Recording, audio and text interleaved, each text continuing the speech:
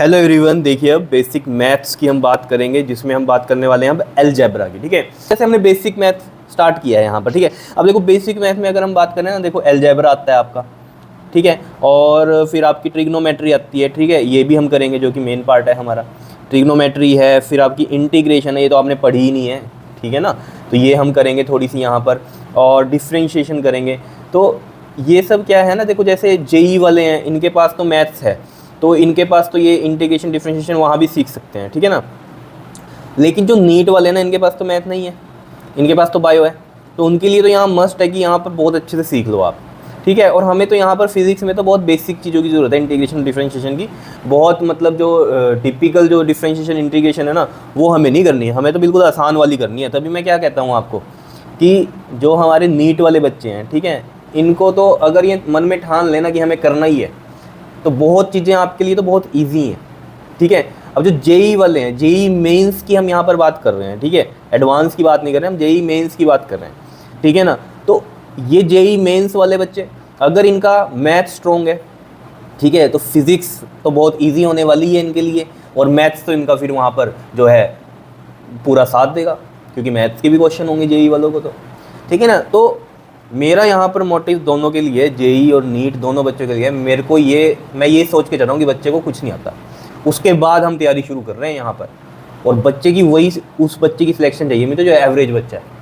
Intelligent बच्चे जो हैं वो तो यार देखो कर ही लेंगे, है ना, उनको तो आता भी होगा बहुत कुछ, मैं उनकी बात ही नहीं कर रहा हूँ। मैं उन बच्चों की बात कर रहा हूँ जो एवरेज बच्चे हैं, जो ये सोचते हैं यार हम नहीं कर पाएंगे। यार तुम ही कर सकते हो, ठीक है ना, तुम ठान लोगे तो सब कुछ हो सकता है। और हम तो यहाँ भैया बिल्कुल ही ईजी वे में आपको समझा रहे हैं, बिल्कुल ही बेस से स्टार्ट कर रहे हैं। ये भी नहीं कि बहुत ही हाई फाई चीज़ें पढ़ानी शुरू कर दी, नहीं, लेवल धीरे धीरे बढ़ाएंगे। ठीक है ना, तो पहले तो हम ईजी चीज़ें पढ़ रहे हैं, फिर धीरे धीरे लेवल बढ़ाते जाएंगे। और देखो एक चीज़ को सोचो, जब आप नर्सरी में थे, ठीक है ना, तब उस टाइम ABC लिखनी कितनी मुश्किल होती थी।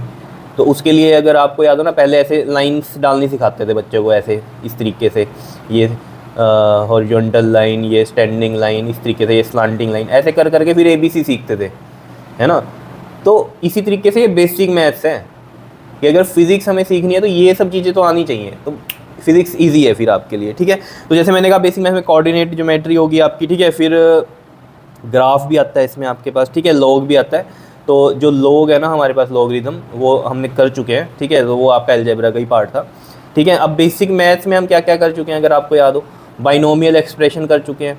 ठीक है, और आपका AP कर चुके हैं, हम GP कर चुके हैं, और लॉगरिथम कर चुके हैं। ठीक है, और हम ये अलजेब्रा में क्वाड्रेटिक इक्वेशन वाला पार्ट पढ़ने वाले हैं। ठीक है, क्लियर है इतनी बात? बताओ समझ में आ रही है या नहीं बात? ठीक है, देखो अब अलजेब्रा में जब हम बात कर रहे हैं, ठीक है, तो अगर हम अभी लीनियर इक्वेशंस को सॉल्व करना सीखें तो हम कैसे सॉल्व कर सकते हैं। देखो जैसे क्वेश्चंस आते भी होंगे आपको, मैं ये नहीं कह रहा कि नहीं आते होंगे। जैसे हम क्वेश्चन ले रहे हैं यहाँ पर, x प्लस में y और ये x माइनस में y इज इक्वल टू है 7/2। ठीक है, देखो लीनियर इक्वेशन क्या होती है जहाँ पर पावर 1 होती है, और क्वाड्रेटिक इक्वेशन क्या होती है जिसमें पावर 2 होती है। ठीक है, अब आप कहोगे ये तो सर आते हैं, तो हमने 10th में किए हुए थे। ठीक है, आते होंगे आपको, लेकिन कुछ बच्चे ऐसे हैं जिनको नहीं आते होंगे। ठीक है, मैं उनके लिए यहाँ पर करवा रहा हूँ कि यहाँ पर अगर आपको सोल्व करना है, find the value of x upon में y। ठीक है जी, इसकी वैल्यू आपको यहाँ पर बतानी है। तो आप कैसे करोगे? सिंपल सी कहानी है, क्या करो, इनको क्रॉस मल्टीप्लाई करो, 2 को इधर मल्टीप्लाई करो और इस पूरी टर्म को इधर 7 से मल्टीप्लाई कर दो। ठीक है, पहले ये स्टेप करते हैं इसमें। ठीक है, देखो 2 को इधर मल्टीप्लाई करेंगे तो 2x प्लस में y आएगा, और इधर इससे मल्टीप्लाई करेंगे तो 7x माइनस में y आएगा। ठीक है, अब इनको अंदर मल्टीप्लाई करो, 2x प्लस में क्या आ जाएगा हमारे पास, 2y आ जाएगा, और इधर कितना आ जाएगा, 7x माइनस में 7y आ जाएगा। अब क्या करो, x वाली टर्म्स एक तरफ कर लो और y वाली टर्म्स एक तरफ कर लो। अब जैसे यहाँ पर x वाली है, ठीक है, तो इधर से x वाली इधर ले जाओ, तो ये प्लस का 2x है, इधर जाके आपको पता है ना माइनस का 2x हो जाएगा, क्योंकि इक्वल टू से जब इधर उधर लेके जाते हैं चीज़ों को तो साइन चेंज होते हैं। अब यहाँ पर क्या है, ये 2y है, y वाली इधर से इधर लेके जाओ तो ये प्लस का 7y बन जाएगा इधर। समझ रहे हो इतनी बात? अब देखो ये कितना बन गया हमारे पास, ये 9y बन गया, 7 और 2 9y, और ये 7 में से 2 माइनस करो जरा, कितना होता है बताओ, 5x होता है। ठीक है, 7 में से 2 गया 5, और x इसका साथ में ही आएगा। अब हमें वैल्यू चाहिए x/y की, तो x तो यहाँ है, y इधर से ले आओ नीचे। ठीक है, y इधर से ले आए, इधर क्या बचा 9, इधर क्या बचा 9, और यहाँ पर जो 5 था उस 5 को मैं नीचे ले आऊँ। अगर हम स्टेप बाय स्टेप करें, देखो ये 5x था और y इधर ले आए हम, ठीक है। अब हमें तो x बाई वाई की वैल्यू चाहिए, तो ऑब्वियस ही बात है ये जो 5 है इसके नीचे आ जाएगा। तो x बाई वाई की वैल्यू कितनी आ गई हमारे पास, 9/5 आ गई। सिंपल सी बात है या नहीं है, बताओ, ठीक है। अब देखो कईयों को आता होगा, मैं ये नहीं कह रहा हूँ, कहीं सोच रहे हो यार नीट में इनकी क्या ज़रूरत है। भाई देखो सीधी सी बात है, बेसिक मैथ्स का कोई डायरेक्ट क्वेश्चन थोड़ी आएगा आपको, लेकिन फिजिक्स में कई जगह आपकी जो है यूज़ हो जाएगा, मतलब एक तरह से अप्लाई हो जाएंगी ये चीज़ें वहाँ पर, ठीक है। तो इसलिए ये आनी ज़रूरी है आपको, ठीक। अब देखो ज़रा क्वेश्चन नंबर 2 की हम बात करें।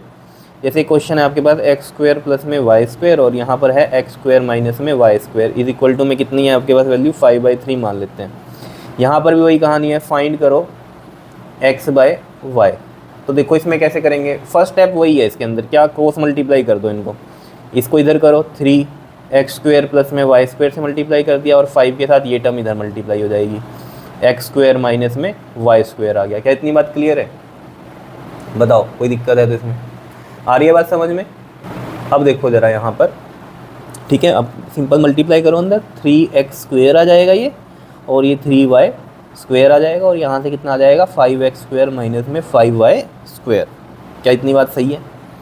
अब वही कहानी, x² वाली टर्म एक तरफ कर दो और y² वाली एक तरफ कर दो, तो 5x² है इधर, ये 3x² इधर आके माइनस का 3x² और इधर 3y² है, तो y वाली हम इधर कर देते हैं प्लस का 5y²। अब कई बच्चे पता है क्या सोचते हैं इसमें, कहते हैं ये x² वाली इधर ले आते, लेके आ सकते हो, कोई दिक्कत थोड़ी है। 3x² है इधर जाके माइनस का 5x² हो जाता और ये 3y² है इधर जाके इसके साथ माइनस में हो जाता, कोई दिक्कत कोई नहीं है, ठीक है। वैसे भी कर सकते हो, मैंने बस ऐसे ले लिया। अब यहाँ पर देख लो ये कितना बन गया हमारे पास, 8y² बन गया और ये कितना बन गया, 5 में से 3 माइनस करो 2, तो 2x² बन गया। हमें चाहिए x/y की वैल्यू, तो यहाँ पहले x²/y² कितना बन जाएगा, ये 8 है और ये 2 इधर चला गया है ना, y² इधर आ गया और 2 इधर ले गए हम, तो 8/2 आ रहा है। ये कितना बन गया, 2 4 8। तो जो x² अपॉन में y² की वैल्यू आ रही है ये आ रही है 4, यहाँ लिख देता हूँ मैं दोबारा, x² अपॉन में y² की वैल्यू आ रही है 4। अब देखो हमें चाहिए x/y, तो हमें एक कहानी पता है कि ये स्क्वायर अगर कट करने हैं ना, तो हम क्या करें, स्क्वायर रूट कर दें। अब स्क्वायर रूट इधर करेंगे तो इधर भी करना जरूरी है, तो हम क्या करेंगे, square root on both side लेंगे, ठीक है। तो बोथ साइड लेंगे तो देखो क्या होगा, x² y² इसका रूट और ये 4 का रूट। अब देखो आपको पता है यहाँ पर कहानी क्या, कि जो स्क्वायर है रूट से कट हो जाता है, तो x का भी स्क्वायर है और y का भी स्क्वायर है, तो मैं इसको ऐसे भी लिख सकता हूँ, देखो x अपॉन में y का स्क्वायर ऐसे पूरा टोटल, तो ये स्क्वायर से ये रूट कट गया और रूट 4 होता है आपके पास 2, तो x बाय जो y की वैल्यू आ गई वो कितनी आ गई, 2 आ गई। बताओ सिंपल है सॉल्व करना या नहीं। अब इसी तरीके से हम अगर बात करें ना, यहाँ पर जैसे क्वेश्चन हम ले लेते हैं यहाँ पर एक और, जैसे मान लो आपके पास क्वेश्चन इस तरीके से दे दिया कि x/y की वैल्यू कितनी है, 2/5 है, ठीक है, और फाइंड आपको करनी है वैल्यू x माइनस वाई की और x प्लस वाई की, ऐसे दे दिया आपको क्वेश्चन। अब कैसे करोगे इसको, सोचो। देखो पहले मैं आपको बताता हूँ कि मेथड से कैसे सोल्व करते हैं और फिर मैं आपको बताऊँगा कि हमें अपना काम जल्दी करना है ना, जल्दी किस तरीके से हो सकता है ये, ठीक है, फिर हम देखेंगे। अभी पहले हम सिंपल समझते हैं कि कैसे हम कर सकते हैं नॉर्मली इसको। हमें पता है यहाँ से अगर हम देखें x/y कितना है हमारे पास, 2/5 है। अगर मैं यहाँ से देखूँ कि x की वैल्यू अगर निकल जाए तो ये 2/5 है और ये y इधर चला जाएगा, इसको यहाँ पुट करते हैं, x माइनस वाई है और x प्लस में y है, तो यहाँ पर हम x की वैल्यू पुट कर देते हैं 2/5y माइनस में y और x की वैल्यू यहाँ 2/5y प्लस में y। तो यहाँ पर अगर आप देखोगे ना, ऊपर वाले का एलसीएम लोगे 5 आएगा और 5 कितना हो गया हमारा, डिवाइड करेंगे अगर इसको हम 1 होता है, एलसीएम तो लेना आता है आपको, तो इधर क्या बच गया 2y और माइनस में इधर कितना है 1 है, तो 1 और 5 को डिवाइड करेंगे तो 5 और मल्टीप्लाई करेंगे 5y। देखो जिनको एलसीएम लेके नहीं सॉल्व करना आता ना, उनके लिए समझ लो ज़रा। यहाँ पर देखो जैसे ये था ना 2/5y माइनस में y, तो इसका एलसीएम क्या आ रहा है 5 आ रहा है, ठीक है। अब इसको सोल्व कैसे करते हैं, ये वाली टर्म क्या होती है, डिवाइड होती है, जो डिवाइड हो क्या आता है उसे ऊपर वाले से मल्टीप्लाई करते हैं, तो डिवाइड आया 1 इंटू 2 2, तो ये 2y आ गया। अब यहाँ पर 1 है, 1 और 5 को डिवाइड करो 5 आएगा, 5 इंटू वाई 5y आएगा, ये आ रहा है इस तरीके से, ठीक है। सेम यहाँ भी हम ऐसे करेंगे, 5 एलसीएम आएगा तो इधर 2y आ जाएगा और प्लस में इधर 5y आ जाएगा, तो ये 5 से ये 5 कैंसिल होगा, समझ रहे हो क्यों होगा कैंसिल, अभी बताऊँगा। देखो और यहाँ पर कितना आ जाएगा, ये ऊपर माइनस का 3y आ जाएगा और नीचे कितना आ जाएगा 7y आ जाएगा। y से y कट गया तो -3/7 आंसर आ जाएगा। समझ रहे हो इतनी बात। अब देखो ये 5 से 5 कैसे कटा, ये एक्चुअली में ऐसे था 2y माइनस में 5y अपॉन में 5, ठीक है। अब इसको जैसे मैं मल्टीप्लाई करूँगा तो ये वाली टर्म ऊपर जाएगी, लेकिन ये ऐसे चेंज हो जाएगी 5 और 2y माइनस में 5y इस तरीके से आ जाएगी, मतलब प्लस में, और ये 5 से 5 कट गया, ये बचा। तो इनको सोल्व कर लिया, -3y और ये प्लस का 7y, ये है इस तरीके से आया, y से y कट गया, माइनस का 3/7 आ गया हमारे पास x माइनस वाई और x प्लस वाई की वैल्यू। अब देखो ये तो इस तरीके से आ गया, ठीक है, लेकिन हमें इतना प्रोसेस करने की ज़रूरत नहीं है, ठीक है। अगर हम इसे ईजी वे में करें, ईजी वे में किस तरीके से कह रहा हूँ मैं आपको यहाँ पर ये करने को, देखो इसमें एक चीज़, देखो यहाँ पर थोड़ी वीडियो क्वालिटी मैंने बढ़ा दी है, ठीक है। तो पहले सेटिंग्स मैं कर नहीं पाया था इसमें वीडियो की। चलो देखो मैं आपको क्या कह रहा था कि यहाँ पर अब अगर हमें इसे कैसे करना हो, डायरेक्ट करना हो, इतना लंबा मेथड करने की ज़रूरत ना हो, तो हम कैसे कर सकते हैं, हम कैसे कर सकते हैं इसके अंदर, जैसे हमारे पास था x/y और करके लिख रहा हूँ ये, ठीक है, इज इक्वल टू में 2/5 था और हमें निकालना है x minus y x plus में y। तो मैं डायरेक्ट इधर से ये x मान लूँ और ये y मान लूँ, डायरेक्ट वैल्यू पुट करो, 2 माइनस 5 और 2 प्लस में 5, तो देख लो डायरेक्ट नहीं आ रहा, -3 अपॉन में 7 डायरेक्ट आ रहा है वैल्यू सोल्व करके। अब आप कहोगे ये तो रेशो में, ये डायरेक्ट आपने कैसे ले ली वैल्यू, देखो रेशो में जब भी वैल्यू है, देखो x यहाँ पर क्या हो सकता था, 4 हो सकता था कि नहीं हो सकता था, और ये कितना हो सकता था हमारा 10 हो सकता था। अगर इनको सोल्व करते आप, मान लो x की वैल्यू 4 होती, y की 10 होती, तो इनकी रेशो देखो 2 2 ज़ा 4 2 5 ज़ा 10 यही आती, और हो जाता मान लो कुछ, मान लो इस तरीके से मैं मान लूँ इसमें, मान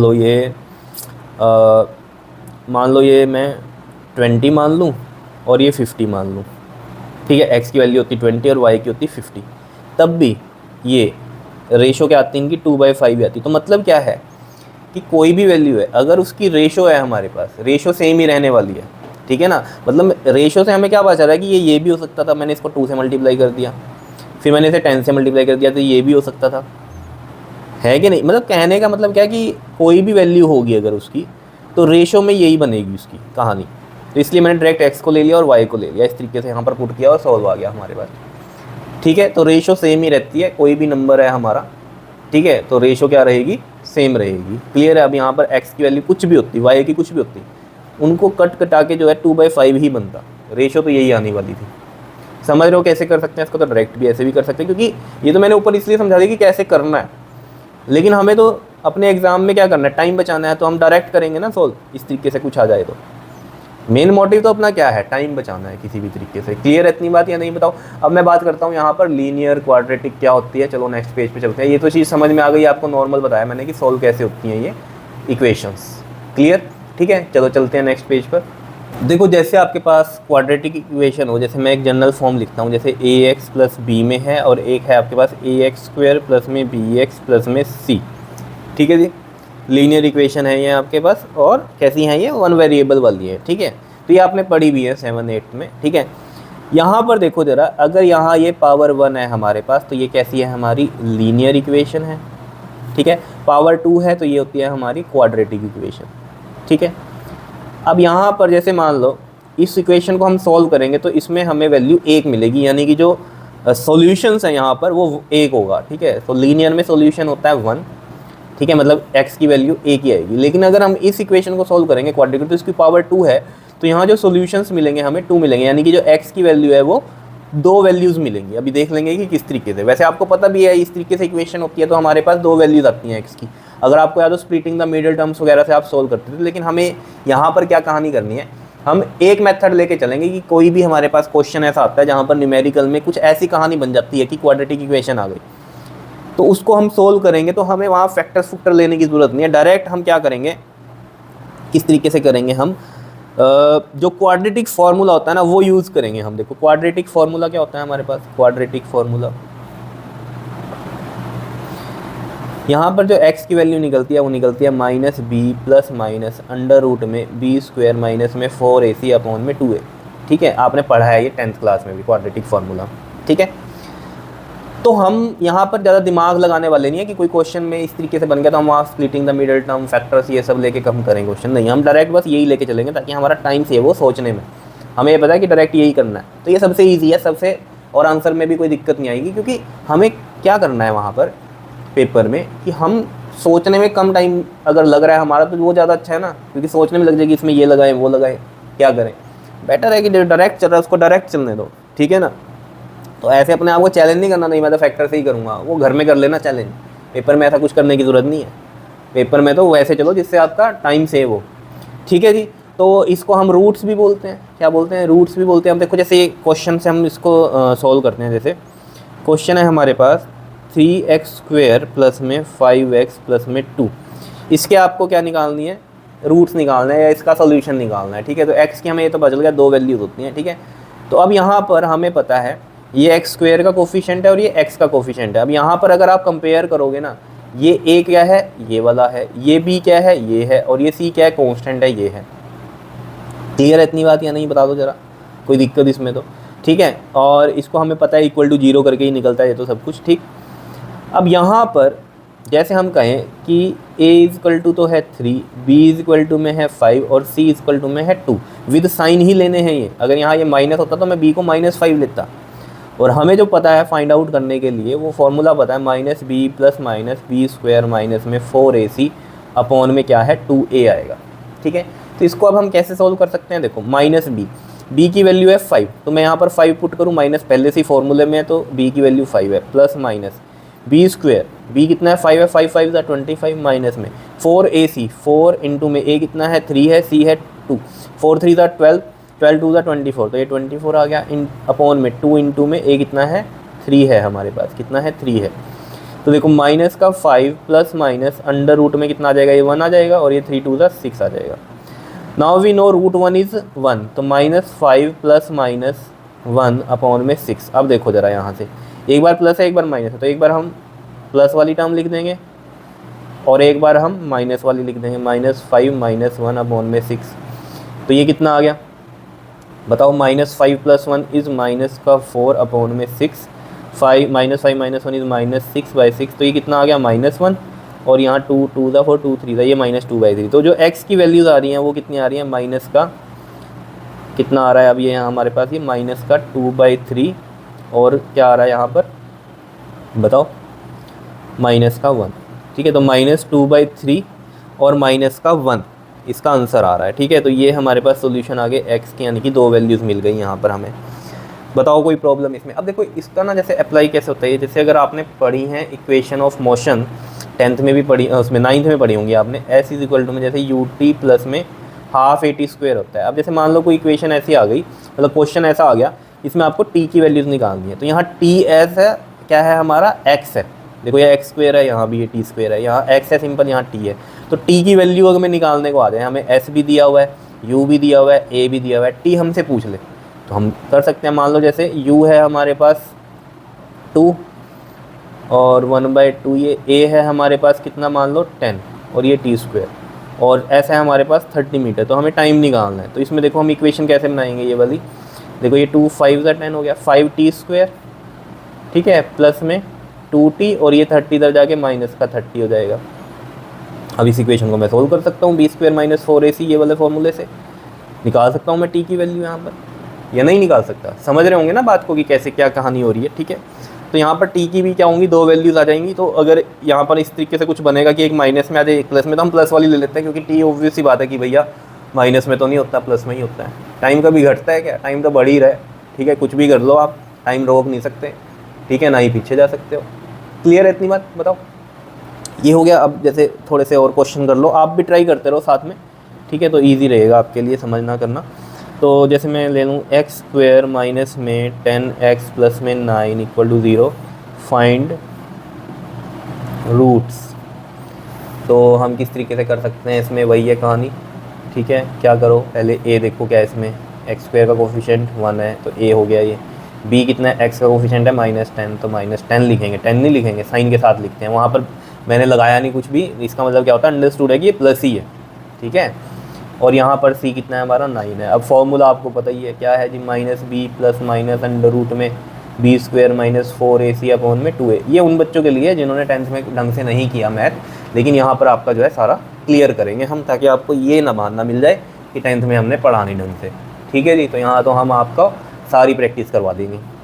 देखो जी अब ज़रा यहाँ पर माइनस बी है, तो माइनस तो यहाँ फॉर्मूले में, और बी की वैल्यू है -10, तो यहाँ -10 रखेंगे, प्लस माइनस बी स्क्वायर, हमें बी स्क्वायर -4 AC ना, यहाँ अलग से सोल्व कर लेता हूँ आपको दिखाने के लिए। देखो बी स्क्वायर -4 AC है ना, तो b की वैल्यू कितनी है -10, तो -10 का स्क्वायर माइनस में 4 इंटू ए है 1 और c है 9। देखो -10 का स्क्वायर करोगे ना, तो -10 इंटू -10 दो बार मल्टीप्लाई हो रहा है, तो माइनस माइनस प्लस हो गया, 10 इंटू 10 कितना हो गया 100 हो गया। वैसे भी समझा करो, स्क्वायर है और माइनस है तो माइनस खत्म हो जाता है, तो सिंपल 10 का स्क्वायर होगा 100, क्योंकि माइनस को भी दो बार करोगे तो माइनस माइनस प्लस हो जाता है मल्टीप्लाई में, ठीक है। माइनस में 4 9 दा 36, तो ये 100 माइनस 36 कितना आ गया हमारे पास 64। 64 का रूट कितना होता है 8 होता है, ठीक है। तो यहाँ लिखता हूँ मैं 64 अपॉन में 2 इंटू में 1, तो देखो माइनस माइनस माइनस क्या हो गया, ये प्लस हो गया, प्लस का 10 प्लस माइनस में 8 8 का 64, तो 64 का 8 होता है रूट, और 2 इंटू 1 हो गया 2। अब देखो यहाँ पर कहानी, ये 10 है प्लस 8 बाई 2 करेंगे, और एक बार हम 10 माइनस 8 बाई 2 करेंगे, प्लस माइनस है ना, एक बार प्लस करना है एक बार माइनस करना है, तो 10 प्लस 8 यानी कि 18 बाई 2, और ये 2 बाई 2, तो एक तो आ गया 1 आंसर इसका, और एक आ गया 9। तो यहाँ से जो x की वैल्यू आ रही है वो कितनी आ रही है 9 और 1, इसके रूट ये हैं, यानी कि इसका सोल्यूशन ये है। अब देखो दो ही आंसर आ रहे हैं ना, मैंने कहा था क्वाड्रेटिक में दो आंसर आते हैं, ये स्क्वायर है क्वाड्रेटिक है तो दो ही आंसर आ रहे हैं, ठीक है। ये चीज़ें आपने 10th में पढ़ी होंगी, वैसे जिन्होंने नहीं पढ़ी हैं उनके लिए है ये सिर्फ, ठीक है, क्लियर है। अब जैसे चलो लास्ट क्वेश्चन इसका कर लेते हैं एक प्रैक्टिस, ठीक है, फिर जो हो जाएगा हमें यकीन हो जाएगा कि आपको समझ में आ गया, ठीक है। चलो क्या लें इसमें क्वेश्चन, जैसे मान लो थोड़ा सा अलग लेते हैं, जैसे एक्स स्क्वेयर प्लस में 2x माइनस में 35 इक्वल टू 0, ये ले लेते हैं, ठीक है। अब यहाँ पर सिंपल है, करते रहो आप भी साथ में, a 1 है, b कितना है 2 है, और c बताना जरा कितना होगा इसमें, माइनस का 35 होगा, बिकॉज यहाँ साइन देख लो माइनस में है, क्लियर। तो x की वैल्यू यहाँ लिख दूँ मैं, फाइंड x, ठीक है। माइनस का b plus minus under root में b स्क्वायर माइनस में 4ac अपोन में कितना 2a। तो देखो ज़रा, माइनस b कितना है 2 है, प्लस माइनस अंडर रूट में b स्क्वायर 2 2 दा 4 माइनस 4 इंटू 1 और इंटू में दिस, देखो मैं यहाँ लिख देता हूँ ऐसे, 4 है, इंटू में कितना है 1 है, और इंटू में c है कितना माइनस का 35, ठीक है, अपॉन में है 2 इंटू में 1। अब देखो ज़रा, -2 प्लस माइनस अंडर रूट में, देखो ये 4 माइनस, देखो माइनस माइनस तो कितना हो जाएगा जी प्लस हो जाएगा, ठीक है। अब करो 35 को 4 से मल्टीप्लाई, तो कितना होता है हमारे पास 140 होता है, करके देख लेना, और अपॉन में 2 इंटू 1 इज़ 2, ठीक है।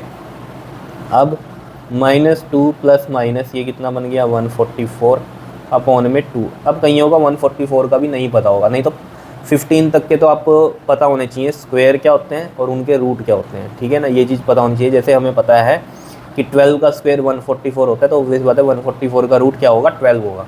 जिनको नहीं पता चलता तो ऐसे फैक्टर बना लिया करो, और क्या करें, 144 है 2 से कर लो, 2 7 दा 2 2 दा 2 3 दा 2 6 दा 2 1 दा 2 8 दा 2 9 दा 3 3 दा 3, ठीक है। अब इसके पेयर बना लो, ये 3 2 दा 6 2 दा 12, ऐसे, ठीक है।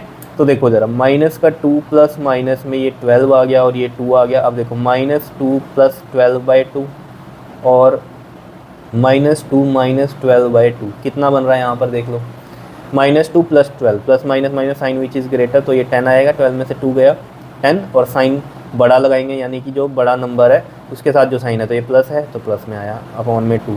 यहाँ देखो माइनस माइनस प्लस होता है, साइन विच इज़ ग्रेटर, और यहाँ तो माइनस ही होगा, तो 12 और 2 कितना हो गया 14, और ये 2 7 था और ये 2 5 था।